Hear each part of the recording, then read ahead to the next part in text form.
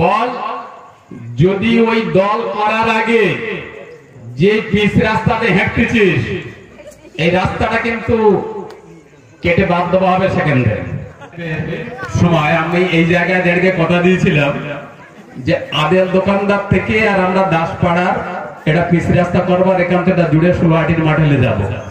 তার রাস্তাটা করা হয়েছে কিনা? হয়েছে তো। পাকা রাস্তা করেছি, এমএলএ করতে পারি না, আমি করেছি। আমি করেছি পঞ্চায়েত থেকে আমরা করেছি, এমএলএ সাহেব করতে পারি বলে যায়, কিন্তু না বলে যায় আমরা করে দেই। বর্তমানে দেখেছো সিপিএম এর এখানে কিছু ছিল না, আধিপত্য শেষ হয়ে গেল। সিপিএম এর আধিপত্য শেষ হয়ে গেছিল। এখন আব্বাস সিদ্দিকীর সাথে দল গঠন করেছে, তাদেরও কোনো ওই ভোগালিটির অস্তিত্ব নেই। একটা আব্বাস সিদ্দিকীর লোক যদি ঘরে তার পেছনে 12 জনা করে আধা সামাজিক বাহিনী ঘটতেছে। বড়বাবু থানার ওসি 12 জনা করে আধা সামাজিক বাহিনীতে রেখেছে। আমরা যদি হাঁ করি ওরা বলতে হাওড়া হয়ে গেছে, আমরা যদি হাঁ করি ওরা বলতে হাবড়া হয়ে গেছে। কাল করে ওরা একটা মানে ভাঙড়ে মিটিং করবে, আমার বাড়ি পর্যন্ত মাইক মেরে দিচ্ছে। দ্বিতীয়ত কথা হচ্ছে 5 বছর ধরে আমাদের সাথে লুটপাট করে খেলো, 5 বছর সাথে আমাদের সাথে থেকলো এবং 5 বছর ধরে আমাদের কাছ থেকে সুযোগ সুবিধে ভোগ করলো। করার পরে ভোট হয়েছে, 2-4টে কর্মী তারা ওই আব্বাস সিদ্দিকীর কিরিং করে লাফাচ্ছে। তা এখানে আমার কর্মী ভাইদের কাছে বলবো, প্রথমে দাও ঝাঁকুনি, তারপরে দেবে কাঁপুনি, তারপর ওরা সোজা হবে। বুঝতে পেরেছ? আগে দেবে ঝাঁকুনি, তারপরে দেবে কাঁপুনি, তারপরে ঠিক রাস্তায় আসবে। বল যদি ওই দল করার আগে যে পিচ রাস্তাতে হেঁটতেছিস এই রাস্তাটা কিন্তু কেটে বাদ দেওয়া হবে সেকেন্ডে। বুঝতে পেরেছ? এই রাস্তাটা তার বাড়ির সামনে কেটে বাদ যাবে। আমরা এখন আমি দেখতেছি তারা কি করতে চাচ্ছে। আমরা কন্ট্রোলে যাচ্ছ, হাফ বস্তা 1 থলে করে মালপত্র বাড়ি লাগতেছে আনন্দে।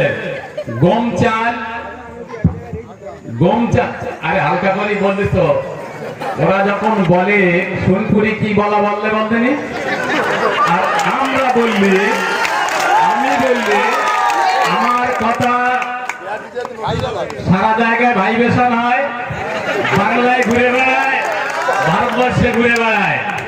দিল্লি থেকে একজন ফোন করে বলে ভাই তোমার দেখাচ্ছে, তাহলে আমি তো বলবো দেখাবে তো। আমি সাপ কি ব্যাং কি ইঁদুর আমি যদি না বলতে পারলাম দেখাবে কি করে। তা ঘটনা হচ্ছে আমাদের সোনপুরি লিডার বসে আছে, আমাদের নান্নু সাহেব প্যান্ট বেছে বলে একটু হিসাব করে বলো। তারা যখন সোনপুরি আসলাপার সঙ্গে উপরতে ঢুকে যাচ্ছে তখন সঙ্গে কিছু হয় না। আর আমরা যখন বলতে লাগি তখন আমার নেতাকেও কষ্ট হয়। বুঝতে পেরেছ? দ্বিতীয়ত কথা হচ্ছে আমরা এবারে পশ্চিম কাঁঠালের এখানে 3টে বুথ আছে। মিমির বেলা আমরা এখানে 0 ব্যালেন্স করেছি, মিমি চক্রবর্তীর বেলা এখানে 0 ব্যালেন্স করেছি। ফ্যাক্ট এখানে বসে রয়েছে, এখানে বড় বড় বাতেলা মেরে লাভ হবে না। ফ্যাক্টের সামনে আমরা 0 ব্যালেন্স করে দেখতে দেবো তো? ঠিক আছে, 0 ব্যালেন্স করে। আর যারা যে কটা একটু ঘরের মধ্যে উৎপাত করতেছে ভোটের আগের দিন রাত্রি টাকা ভিটামিন খেয়ে দেবো, খেয়ে শুয়ে পড়ো। আমরা অনেক করা করেছি, আমরা স্বাস্থ্যসাথীর কার্ড দিচ্ছি, মেয়েদের সময় 25,000 করে টাকা দিচ্ছি। রেশমের মাল আবার কি এখন আবার দিদি বিজ্ঞাপন কি রেখেছো তো? রেশম আর ওই কন্ট্রোলের নদী লাইন দিতে হবে না মা ভাই বোনরে, আমরা এসে বাড়ি পৌঁছে দেবো। ফলে ভর্তি করে আমরা এসে বাড়ি পৌঁছে যাবো যার যা দরকার।